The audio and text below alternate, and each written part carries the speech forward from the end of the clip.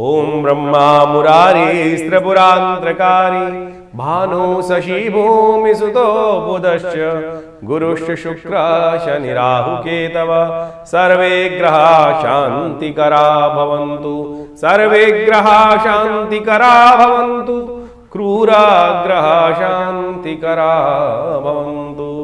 नमस्कार, स्वागत है आपका आचार्य वाणी में। मैं आचार्य डॉक्टर विक्रमादित्य आपके साथ हूँ और आज का विषय कन्या राशि वालों के लिए। तो कन्या राशि वालों 16 तारीख का ग्रह क्या कह रहा है। ग्रह गणनाएं जो 16 तारीख की बता रही हैं, रविवार 16 तारीख को रविवार है और उस दिन संक्रांति का योग बन रहा है। द्वादशी युक्त रविवार और उस दिन संक्रांति का योग। सूर्य जो है वो आपकी राशि के दृष्टिकोण से बहुत महत्वपूर्ण परिवर्तन की तरफ जाते दिखाई दे रहे हैं और ये परिवर्तन यदि आपकी राशि में दृष्टिकोण से डाला जाए तो बहुत महत्वपूर्ण योग लेकर आया है। ग्रहों की गणना इस दिन खासतौर पर सर्वार्थ सिद्ध योग का निर्माण भी कर रही है। ग्रहों की गणना दिखा रही है कि नया मुहूर्त करने के लिए दिन अच्छा दिखाई देता है। इस दिन सूर्य जो राशि परिवर्तन कर रहे हैं आपकी राशि के दृष्टिकोण से, ये खास तौर पर आपके लिए 1 महीने के लिए तो कम से कम किस्मत जगाने के लिए बैठे हैं। जी हाँ, कमज़ोर स्थिति से सूर्य नीच के थे और अब परिवर्तन कर कर आज 1:30 बजे करीब में, यानी 16 तारीख को 1:30 बजे के आसपास जो परिवर्तन करने का योग बनाएंगे वो 1 महीने तक आपकी राशि में ऐसे योग बना सकते हैं जो आपकी 1 महीने में बहुत बड़ी किस्मत को परिवर्तन का खेल खेल सकते हैं। पराक्रम से आपको विशेष तौर पर लाभ प्राप्ति के योग बना सकते हैं। लेकिन किंतु परंतु साथ में चलती रहती है, लेकिन तो साथ बहुत सारे कारण भी बन जाते हैं। सूर्य जो जहाँ जा रहे हैं वहाँ की राशि के स्वामी को उन्होंने अस्त कर दिया है, तो पराक्रम करे बिना कुछ नहीं होगा। सूर्य कह रहे हैं, मैं गारंटी देता हूँ आपकी राशि के दृष्टिकोण से कि इस आने वाले समय में बहुत महत्वपूर्ण लाभ आपको देने के योग बना सकते हैं। लेकिन ध्यान रखना पड़ेगा आपको खास तौर पर गलत काम के गलत नतीजे, गलत कार्य में मत फंसना, गलत बात चल मत करना, गलत लोगों की संगत में मत रहना। पराक्रम करना तो सही रास्ते पे करना। मंगल को ताकत यदि आपने दे दी तो ये रविवार के दिन जो सूर्य परिवर्तन की स्थिति कर रहे हैं तो वो बहुत आपके लिए शुभ हो सकता है। ध्यान रखना पड़ेगा आपको खास तौर पर। नई चीज़ों को जानना, बहुत सारी चीज़ें आपके मनोमस्तिष्क में इस बार आने वाली। ये सूर्य जो परिवर्तन के योग जहाँ बना रहे हैं ना, ये ऐसा योग बनाएंगे आपकी राशि के दृष्टिकोण से कन्या राशि वालों कि नई नई योजनाएं आपके मनोमस्तिष्क में आ सकती, नए नए विचार आपके मनोमस्तिष्क में आ सकते हैं। लेकिन आप हिम्मत नहीं कर पाएंगे क्योंकि मंगल अस्त है। तो भैया मंगल को ताकत दो, बुध अस्त है, बुध को ताकत दो। इस समय खास तौर पे आवश्यकता है आप केवल सूर्य का उपाय करोगे उससे काम नहीं चलने वाला है, क्योंकि मंगल तो अभी कम से कम 5 महीने अस्त रहने वाले हैं। तो ऐसे में मंगल को ताकत, नित्य प्रति हनुमान चालीसा का पाठ, हो सके तो अपने लिए हर मंगलवार के मंगलवार हनुमान जी का सुंदरकांड का पाठ करवा लिया करो या करवा लो। विशेष तौर पे कर नहीं सकते हो, बिजी हो, तो आप करवा के देखो ना। आपके लिए लाभ के योग बनाए तो फिर मत कहना। ये एक की किस्मत पलटने के लिए सूर्य पलटे हैं इस समय में। ये खास उपाय यदि आपकी राशि के दृष्टिकोण जो हमें दिखाई दे रहा है, एक तो गलत संगत से बचना है, गलत कार्यों से बचना है। गलत कार्य आप सबको पता है क्या होते हैं, जो न्याय युक्त नहीं है, गलत कार्य हैं, उनसे बचना। बद चलनी वाले कार्य और साफ साफ समझ लो, विशेष तौर पर जिसमें बदनामी होने का योग हो, उनसे बचते हुए कार्य कर लिया तो आपके लिए खासतौर पर मंगल को ताकत दे दी तो गारंटी है ये राशि का समय, परिवर्तन का समय 1 महीने में आपके लिए चमत्कार देखने के अवसर बन सकते हैं। सूर्य को प्रसन्न करने का आपको यथाउचित भाव से प्रयास करना चाहिए। आज हम समझ नहीं पाते हैं ज्योतिष गणनाओं के अनुसार से कि क्या करें। सूर्य के मंत्र का जप करें, घृणी सूर्य आदित्याय नमः। हो सके तो अपने विशेष तौर पर जो हमने उपाय बताए वो तो करें ही करें। आप विशेष तौर पर सूर्य को किस प्रकार से प्रसन्न कर सकते हैं वो भी समझ लीजिए। ये वृश्चिक संक्रांति, वृश्चिक राशि में सूर्य जब जाते हैं तो मंगल की राशि में सूर्य स्थापित हो जाते हैं और ये पूरा अद्भुत योग बनता है। संक्रांति का पुण्य देखिए, सूर्य जो है ना, एक बात समझ लीजिए, ये प्रत्यक्ष देवता है। हमारे यहाँ भगवान सूर्य को सूर्य नारायण के रूप में ही उपस्थित किया गया है। भगवान साक्षात समस्त मनोरथों को सिद्ध करने वाले हैं और इनकी अद्भुत जीवनी शक्ति को संसार चलता ही सूर्य के कारण से। सूर्य ना हो तो संसार में जीवन की परिकल्पना करना ही असंभव हो ही नहीं सकता। इसीलिए शास्त्रों में कहा गया है कि भगवान सूर्य को प्रत्यक्ष रूप से दर्शन देते ही हैं वो नित्यपति, और उनको हम अपने लिए जो जल चढ़ाते हैं ना, वो अपने लिए चढ़ाते हैं। शास्त्र के अनुसार से विधान है कि भगवान सूर्य का दर्शन करने से तो बहुत अद्भुत प्रकार से कल्याण के योग बनते हैं। हमारे यहाँ अनादिकाल से एक परंपरा बना दी गई कि सूर्य उठो, स्नान करो, स्नान करने के बाद भगवान सूर्य को जल दो। आज वेस्टर्न साइंटिस्ट जो है इस पर रिसर्च करके ला रहे हैं और उसको बताने का प्रयास कर रहे हैं कि सूर्य की रोशनी में से जो सूर्य की रोशनी होती है उसमें से ऐसी किरणें निकलती हैं जो आपके अंदर जीवनी शक्ति को संचार करती हैं। बहुत सारे विटामिन, अद्भुत प्रकार के विटामिन जो हैं, आज सूर्य स्नान करने की परंपरा बना दी जाती है। और हमारे ऋषि मुनि ने तो अनादिकाल से सुंदर व्यवस्था को समझकर उसके विधान को शास्त्र में उपस्थित किया, लेकिन बस ज्योतिष को गाली देनी है लोगों को। ज्योतिष के में जो कार्य किया जाता है, सनातन पद्धति में जो कार्य किए जाते हैं वो गलत है, लेकिन बाहर विदेश में जाकर लोग नंगे होकर कपड़े उतार कर सनबास्किंग कर लें वो उनको साइंटिफिक लगता है। लेकिन भारतीय संस्कृति में ऋषि मुनि ने कहा कि सुबह उठकर भगवान सूर्य की रोशनी में घूमो, उनका दर्शन करो, उनके तेज को ग्रहण करने का प्रयास करो, वो गलत हो गया। ज्योतिष ने तो एक एक चीज़ को, भारतीय संस्कृति के विज्ञानों ने तो एक एक चीज़ को बहुत वृहत चीज़ तरीके से समझा और उसको परिष्कृत किया। सूर्य को जल देते हैं ना, तो एक जर्मन साइंटिस्ट है, हेल्थ मैगजीन में ये आर्टिकल छपा है, छोटी मोटी मैगजीन नहीं, यानी इंग्लैंड से छपने वाली हेल्थ मैगजीन में साइंटिफिक एक्सपेरिमेंट को दिया गया है कि भगवान सूर्य को जो जल में खड़े होकर एक्चुअल उसने, मतलब हमारे यहाँ जो विधान लिखा है वो एक वेस्टर्न साइंटिस्ट, जर्मन का साइंटिस्ट उसको बता रहा है कि एक योगी जो जल में खड़े होकर, यानी कटी तक का स्नान वाले जल में खड़े होकर, फिर भगवान सूर्य को सिर के ऊपर से जो जल ऊपर करता है और उस जल में से जो छन्नी बन जाती है, सामने जो एक मिरर बन जाता है, उसमें से छनकर जो रोशनी शरीर पर पड़ती है वो जीवनी शक्ति का संचार करती है। तो सोचें, इस विज्ञान को हम लोग मानने को तैयार नहीं है, लेकिन वेस्ट की तरफ से बहुत सारे लोग कह रहे हैं, और हमारे यहाँ के कम्युनिस्ट, हमारे यहाँ के धर्म विरोधी लोग जो हैं वो आपके मन में बाल्यकाल से ही ऐसी ऐसी कथाओं को उपस्थित कर देते हैं कि जो आपके मनोमस्तिष्क में बचपन से तह लगाकर इस बात को कर देते हैं कि जो हमारे ऋषि मुनि ने बताया है वो गलत है। तो ये जो वृश्चिक संक्रांति होने जा रही है, सूर्य वृश्चिक राशि में प्रवेश कर रहे हैं, उसका आपने महत्व तो समझ ही लिया आपकी राशि के दृष्टिकोण से, लेकिन उस दिन दान पुण्य का भी बहुत महत्व है।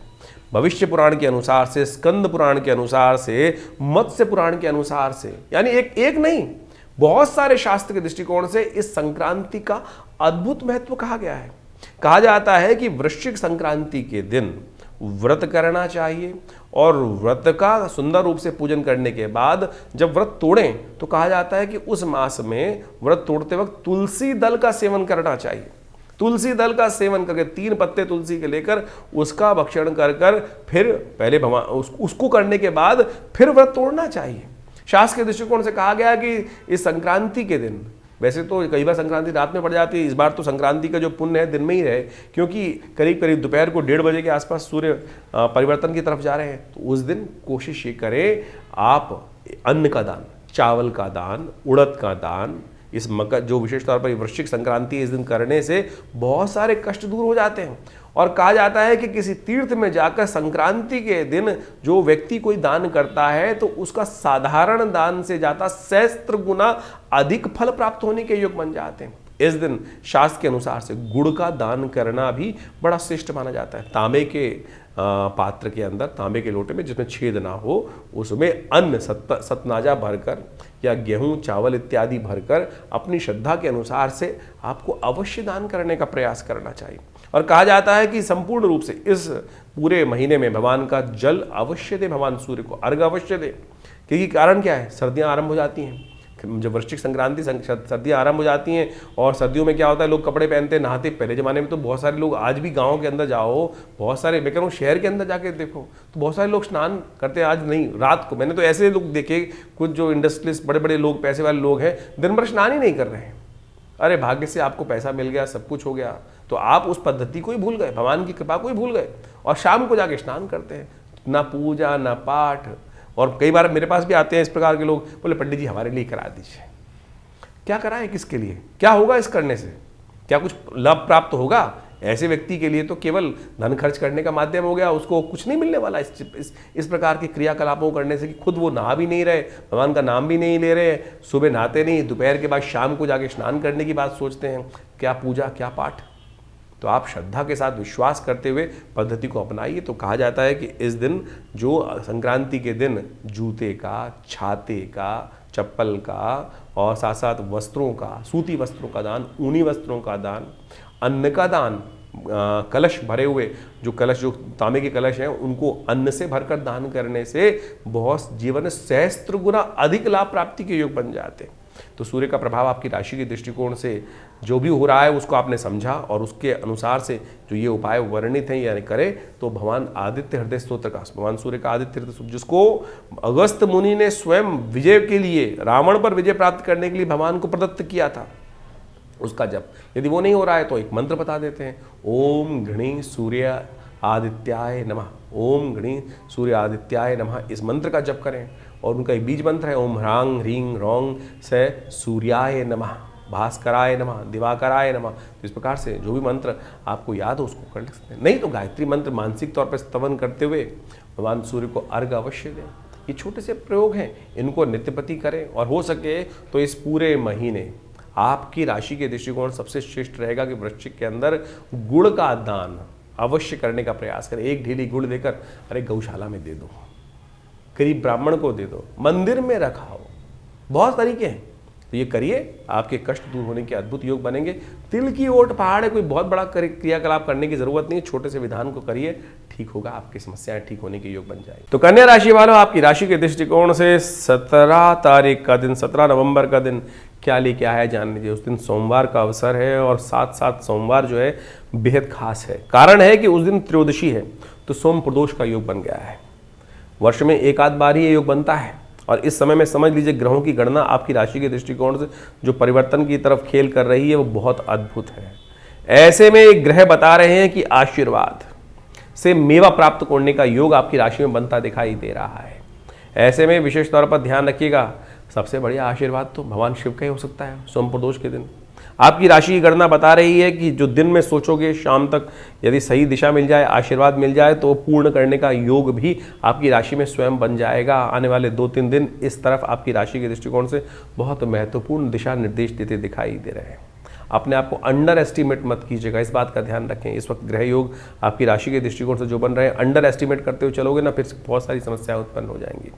इस वक्त माता पिता गुरु तीनों का आशीर्वाद जितना लिया शिव का प्रसन्न करें शाम के समय, क्योंकि आपकी राशि के दृष्टिकोण से इस वक्त शनि महाराज का नेगेटिव प्रभाव चल रहा है। आपको बहुत बुरी तरह से शनि महाराज ने ग्रसित कर रखा है आपकी कुंडली को। कल्याणी ढैया का योग चल रहा है। सोम प्रदोष के दिन जो कभी भी झटका दे सकता है, चाहे वो स्वास्थ्य के मामले में हो, चाहे वो आपके व्यवसाय के मामले में हो, चाहे वो आपके जीवन के मामले में हो। तो इस सोम प्रदोष के दिन ट्रिपल फायदा लेने के लिए काम कीजिएगा। दूध में थोड़े तिल डालिए और शाम के समय में अपने द्वारा या किसी योग्य ब्राह्मण के द्वारा, पंडित जी के द्वारा रुद्राभिषेक कर्म तिल द्वारा कराइए। भगवान शिव का आशीर्वाद। सोम प्रदोष है, फिर वर्ष में शायद मुश्किल से आपको 1 वर्ष बाद मिलेगा ये योग, तो इस समय में इसका लाभ लेते हुए कार्य कर लोगे तो बुद्धिमान व्यक्ति हो तो लाभ अवश्य मिल जाएगा। इस बात का ध्यान रखते हुए कार्य कर लीजिए। 18 तारीख मंगलवार का अवसर है और कन्या राशि वालों के लिए 18 तारीख मंगलवार के दिन ग्रहों की गणना क्या कह रही है, त्रयोदशी और चतुर्दशी का संयुक्त रूप से योग बनता दिखाई दे रहा है। इस दिन एक विशेष परिवर्तन का योग और बन रहा है कि शुक्र महाराज इस दिन परिवर्तन की तरफ अग्रसित हो रहे हैं और विशाखा नक्षत्र में, बृहस्पति के नक्षत्र में प्रवेश करते दिखाई दे रहे हैं। शुक्र बहुत ताकत में है इस वक्त आपकी राशि में, जो किस्मत खोलने के योग बनाते दिखाई दे रहे हैं, जो खासतौर पर कई प्रकार से लाभ देने की स्थिति बनाते दिखाई दे रहे हैं। लेकिन ध्यान रखना, बृहस्पति के साथ किसी भी प्रकार से नक्षत्र में जाकर जब योग बनता है ना, तो भ्रमित करने की स्थिति उत्पन्न कर देता है। इधर जाऊं कि उधर जाऊं, दुस्वाभाविक राशि है आपकी। बहुत ज़्यादा स्थिति रहती है कि ये कर लूँ, ये कर लूँ। थोड़ा दृढ़ भाव से बुद्धस्त हैं और ऐसे में विचारों की दृढ़ता नहीं प्राप्त हो पा रही है। विचारों की दृढ़ता से कार्य करने की ज़रूरत है, हिम्मत चाहिए। देखिए एक बात हम समझाते हैं आपको, आपकी राशि के दृष्टिकोण से आपको समझना चाहिए। ये पृथ्वी गोल है, इधर से चलो चाहे इधर से चलो, घूम मिलोगे तो कुछ कहीं ना कहीं तो आपको डेस्टिनेशन तो पहुंच ही जाओगे। हाँ, ये बात ध्यान रखने की है, एक रास्ता लंबा हो सकता है, एक रास्ता छोटा हो सकता है। तो बस गुरु के निर्देश में अच्छे व्यक्ति की एडवाइस देते हुए जब अपना दिमाग काम ना कर रहा हो, क्योंकि ध्यान रखिए इस वक्त क्या है कि आपकी राशि के दृष्टिकोण से पराक्रम के जो स्वामी हैं मंगल महाराज, वो कमज़ोर चल रहे हैं, तो आपसे पराक्रम नहीं हो रहा है। तो किसी का सहारा लेके काम करने का प्रयास कीजिए। हनुमान जी का सहारा लीजिए, हनुमान जी का पाठ कीजिए, आपके लिए कल्याणकारी योग बनेंगे, अच्छे रहेंगे। मंगलवार का दिन है और ये करना, सुंदरकांड का पाठ करना आपके लिए बड़ा कल्याणकारी रहेगा। हमने विवेकानंद योग आश्रम में इस सुंदर मंगलवार पर, इस मंगलवार पर नहीं, हम मान के चलिए कि अब हर मंगलवार पे सुंदरकांड का सुंदर पाठ मनोकामना सिद्धि मंदिर में, मनोकामना हनुमान जी की मूर्ति के समक्ष, मनोकामना सिद्धि करने वाली मूर्ति के समक्ष हमने विशाल सवामणि का भोग प्रसाद रखा है। आप भी उसमें सम्मिलित हो सकते हैं, पाठ कर सकते हैं। भगवान की कृपा से आपकी मनोकामना जिसने भी हनुमान जी के सामने चोला चढ़ाया, मैंने तो ये देखा हमने आश्रम में कि किसी की शादी नहीं हो रही है, वो आके चोला चढ़ाता है, बहुत जल्दी सुंदर खबर मिल जाती है। किसी के जीवन में कष्ट चल रहे होते हैं, कोई ना कोई मुकदमा, ये वो परेशानी चल रही होती है, वो भी आते हैं हनुमान जी के सानिध्य में, तो उनकी मनोकामना सिद्धि के योग बन जाते हैं। तो जो जिस भाव से आता है उसके कल्याण के योग बन जाते हैं। तो इसलिए आप भी इस योग का लाभ अवश्य लेते हुए कार्य करने का प्रयास करना चाहिए। 19 तारीख का दिन बुधवार का दिन है और उस दिन चतुर्दशी तिथि विद्यमान है। कन्या राशि वालों की ग्रह गणना 19 तारीख के लिए जो बता रही है वो समझ लीजिए, यानी बुधवार और चतुर्दशी का जो संयोग बन रहा है और उस दिन ग्रह गणना बता रही है एक विशेष परिवर्तन का योग। मंगल महाराज जो है वो अस्त स्थिति में चलते हुए इस दिन बुध के नक्षत्र में, आपकी राशि के नक्षत्र में प्रवेश करने का योग बना रहे हैं। और इन दिनों बुध का और मंगल का संयुक्त रूप से स्थिति बनी हुई है, जो आपके लिए विशेष तौर पे कहीं ना कहीं कुछ सपोर्ट, ग्रह गणनाएं आगे बढ़ती दिखाई दे रही है। तो थोड़ी सी ताकत आपको देने का प्रयास कीजिए। थोड़े आलस्य में रह रहे हैं इन दिनों, खासतौर पर ध्यान रखिएगा, आपकी गणनाएं बताती हैं कि इस वक्त जो गणना चल रही हैं वो आपके वजन को बढ़ा देंगी। सर्दी का मौसम वैसे है और ये थोड़ा आलस्य में रहोगे ना तो चीज़ें आपके हाथ से निकल जाएंगी।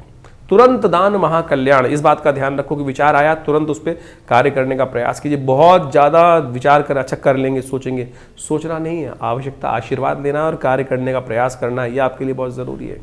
उपाय क्या किया जाए स्थिति में, क्योंकि अमावस्या, चतुर्दशी और अमावस्या का योग भी बन रहा है, तो पितरों के निमित्त गरीबों को ब्राह्मण भोजन करा दीजिए। इस दिन गौरी व्रत भी शास्त्र के अनुसार से कहा जाता है। बुधवार का दिन है, गणेश जी का दिन है, उनकी माता जी का गौरी व्रत यदि आप करें तो बहुत अच्छी स्थिति में लाभ प्राप्ति के योग बन जाएंगे।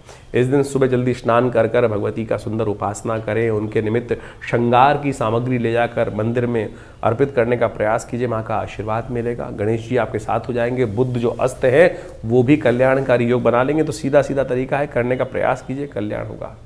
20 नवंबर के दिन ग्रह गणना क्या बता रही है, कन्या राशि वालों को समझ लेनी चाहिए। उस दिन अमावस्या उदय तिथि के रूप में विद्यमान है और साथ साथ बड़ा परिवर्तन ये हो रहा है कि आपकी राशि के अंतर्गत मंगल, बुध और चंद्रमा और साथ साथ चतुर्ग्रही योग बन गया है। चतुर्ग्रही योग आपकी राशि में जो बनकर तैयार है वो विशेष तौर पर कहीं ना कहीं आपके मनोमस्तिष्क में थोड़ा सा ऐसा भाव उत्पन्न कर रहा है कि भगाएगा, क्यों करूं, कैसे करूं, अरे सब ठीक है, इस बात का ध्यान रखो। बृहस्पति की दृष्टि पूरी तरह चंद्रमा पे पड़ रही है, गजकेसरी योग बनकर तैयार हो गया है सुबह से, तो कहीं ना कहीं आपके लिए स्थितियां जो है वो अनुकूल है, नेगेटिव नहीं है, पॉजिटिव है। बस जागो, बस इस बात का ध्यान रखो। ज्योतिष गणनाओं का लाभ लेते हुए यदि कार्य करोगे ना तो बहुत अच्छा रहेगा। गुरु का सानिध्य चाहिए, गुरु महाराज का सानिध्य। बृहस्पति महाराज वक्री हैं और थोड़ा आप जो कार्य कर रहे हैं थोड़ा कान घुमा के करने का प्रयास करें, सीधा टारगेट करने का प्रयास करो, चीज़ें आपके फेवर में आ सकती हैं। ये मार्गशीर्ष का महीना जब से आरंभ हुआ है, ये सब वैसे तो सबसे श्रेष्ठ महीना बोला जाता है, भगवान कृष्ण का प्रियतम मास बोला जाता है और कहा जाता है इस श्रेष्ठ मास के अंदर भगवान कृष्ण की सुंदर आराधना, उनके नाम का जप, पीले वस्त्र भगवान को अर्पित करना, ओम दामोदराय नमः इस मंत्र का जप करना, ओम नमो नारायणाय इस मंत्र का जप करना समस्त जीवन के कष्टों को दूर कर देता है। देखिए एक बात समझ लीजिए, हम विज्ञान, ज्योतिष विज्ञान के माध्यम से विभिन्न प्रकार के उपाय करने का प्रयास करते हैं और अनेक चीजों को जानने का प्रयास करते हैं। ये कैसा होगा, वो कैसा होगा, ऐसा होगा या वैसा होगा, या अनेक गणनाओं के माध्यम से करते हैं और निदान उपाय भी बहुत सारे जानने का प्रयास करते हैं। बहुत अलग अलग प्रकार के उपाय बताए जाते हैं। सीधा साधा सबसे श्रेष्ठ उपाय तो हरि नाम का संकीर्तन ही है, हरि नाम का स्मरण, ओम नमो भगवते वासुदेवाय, ओम नमो नारायणाय, जैसा भी हो सके यदि उनको जप करके कार्य कर ले तो बहुत श्रेष्ठ प्रकार से आपके जीवन की समस्याओं को दूर करने के योग बन जाता है। उपाय जो वास्तविक तौर पर निदान है, उपाय जो है निदान के रूप में जाने जाते हैं और वो वर्णित हैं ज्योतिष विज्ञान के अंतर्गत ही। पुराण इत्यादि जो वास्तविक तौर पे कथाओं के माध्यम से हमारे शास्त्रों में विद्यमान किए गए हैं, ये सारे के सारे उन कथाओं को केवल कथा ना समझें, ये वास्तविक तौर पे वो टेस्टिमनीज हैं। वो टेस्टिमनीज है कि जिसके जीवन में ऐसा कष्ट आया, उन्होंने क्या किया, किस प्रकार से कौन सा व्रत किया, कौन सा मंत्र का जप किया, जो शास्त्र में पुराणों में वर्णित कथा के माध्यम से कर दिया गया और उस व्यक्ति ने उस फला मंत्र को, फला व्रत को करने से अपने जीवन के कष्ट दूर किए, तो एक टेस्टिमनी होगी।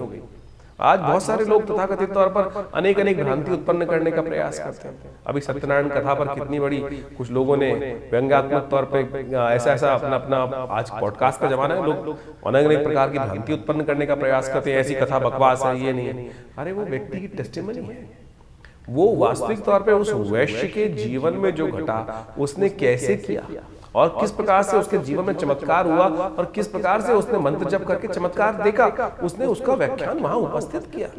आपके जीवन में भी हजारों बार ऐसे चमत्कार उपस्थित हुए होंगे कि एक छोटे से मार्ग पर चलने से आपके जीवन में वही इंगित किया गया ना। तो इसमें किसी व्यक्ति ने क्यों आप भ्रांति उत्पन्न करने का प्रयास करते हैं? आप उतने सत्यनिष्ठ नहीं है, आपके जीवन में उतना चमत्कार आपने नहीं देखा, तो क्या सारे व्यक्ति सत्यनिष्ठ नहीं होंगे? ऐसा कैसे कह सकते हैं आप? श्रद्धा समर्पण का खेल है। और नहीं तो जीवन पर्यंत लाखों रुपए खर्च कर कर कोई नग पहन लो, कोई कुछ उपाय कर लो, कैसा भी कर लो, नहीं कार्य होता है। उस व्यक्ति ने अपनी टेस्टिमनीज में जो शास्त्र में वर्णित कथाएं हैं, ये वही सत्य कथाओं के रूप में इंगित किए गए हैं। तो इसमें भ्रांति न पाले। कैसा भी जो इंगित किया गया है वो घटा है, वो घटा होगा बिल्कुल प्रत्यक्ष रूप से। और शास्त्र में शास्त्र झूठ नहीं बोलते, इस बात को हमें समझ लेना चाहिए। शास्त्र में जो बात जिसने जैसा देखा, हरि मूरत जिस प्रकार की जिसको दिखाई जाकी रही भावना जैसी, इस बात को हमको अच्छे से समझ लेना चाहिए।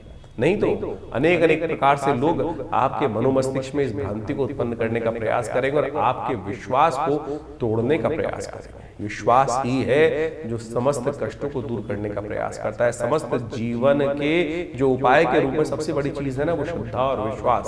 भगवान ने यही कहा, श्रद्धा जो आवश्यक है, विश्वास आवश्यक है। इस मार्ग पर चल लो तो बिल्कुल बहुत बढ़िया से आपके समस्त कष्टों का निवारण करने का योग बन जाएगा। रही ज्योतिष की बात, तो ज्योतिष तो काल गणना है। काल गणनाओं के अनुसार से कौन सा ग्रह कब परिवर्तन कहाँ गया, उसका प्रभाव किस प्रकार से हमारे जीवन में पड़ेगा, हमने उसको बृहद रूप से समझने का प्रयास किया, हमारे आचार्यों ने समझने का प्रयास किया। और परंपरागत तरीके से ज्योतिषी गण जो है वो वही उसको आपके समक्ष रखते हैं। अभी जैसे इन दिनों ग्रहों का विचित्र परिवर्तन का दौर चल रहा है। नवंबर के मास में मंगल ऐसी स्थिति में पहुंचे हैं कि वो पूरे वर्ष तक आप मान के चले, पूरे करीब करीब मार्च के अगले वर्ष जो आरंभ होगा उसमें 3-4 महीने तक, यानी पहले 3-4 महीने तक अस्त अवस्था में रहेंगे। बहुत लंबा काल है। और मंगल का अस्त होना एक तरह से मान लीजिए वो आपके विश्वास को, आपके साहस को कहीं ना कहीं प्रश्न चिन्ह लगाने का प्रयास कर देता है।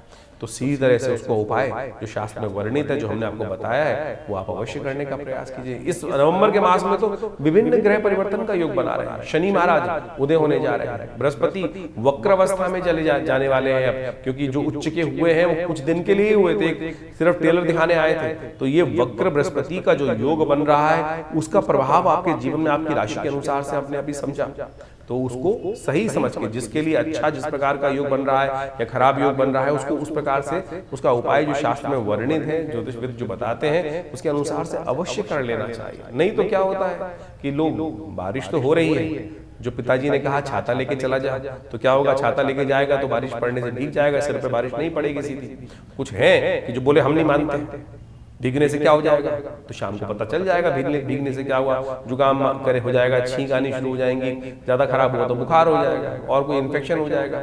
तो इसलिए बहुत ज्यादा अविश्वास मत कीजिए। सीधा साधा सिद्धांत है जो हमारे ऋषि मुनियों ने समझाया, समझा, हमारे अनुभव प्राप्त किए। जैसे आपके घर के बड़े बुजुर्गों ने जो अनुभव प्राप्त किया वो आपको बताने का प्रयास करते हैं। जो सरल है, जो आगे बढ़ना चाहते हैं, उस विश्वास के साथ, श्रद्धा के साथ समर्पण कर लेते हैं। तो हमारा आपसे अनुरोध है कि भ्रांति में न फंसे। इस संसार में एक से एक बुद्धिमान जीव है और एक से एक महान लोग हैं। तो आप सरल बनकर चीजों को अनुसरण करने का प्रयास करेंगे तो बहुत अच्छा रहेगा। तो ज्योतिष का ये सिद्धांत जो हमने आपके समक्ष रखा है, सरलता से उसको समझकर कार्य करने का प्रयास कीजिए। जो परिवर्तन है क्या प्रभाव उत्पन्न कर रहा है, अब ये गोचर के दृष्टिकोण से जो प्रभाव है वो तो हमने आपको समझाने का प्रयास कर दिया। कई बार लोग प्रश्न लिख के भेजते हैं कि ये तो हमारे पास घट ही नहीं रहा है।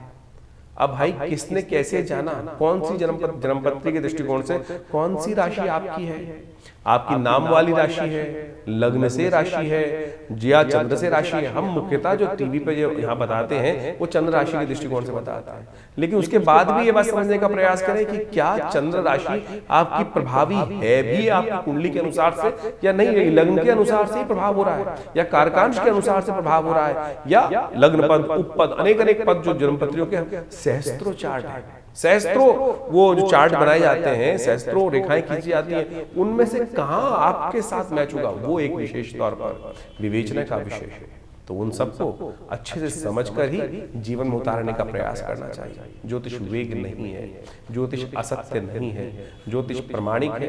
काल गणनाओं को आज हम वैज्ञानिक, जो मॉडर्न वैज्ञानिक है, उनसे भी परिष्कृत तौर पर अपने पंचांगों को, अपनी गणनाओं को प्रत्यक्ष रूप से विश्व के समक्ष लाकर दिखाते हैं, दिखाया गया है। तो इसमें कोई भ्रांति न उत्पन्न करने का प्रयास करें। जो कुछ आपके जीवन में समस्याएं चल रही हैं उनको सही से सरल रूप से समझकर आप कार्य करेंगे। लाखों लोग आते हैं, लाखों लोगों ने किया है, तो आप भी क्यों वंचित हो। आइए जुड़िए हमारे विवेकानंद योगाश्रम से। यहाँ नित्य प्रति हर रोज बहुत सारे विभिन्न कार्यक्रम संस्था के माध्यम से चलाए जा रहे हैं। नित्य प्रति 8 घंटे यज्ञ चलता है।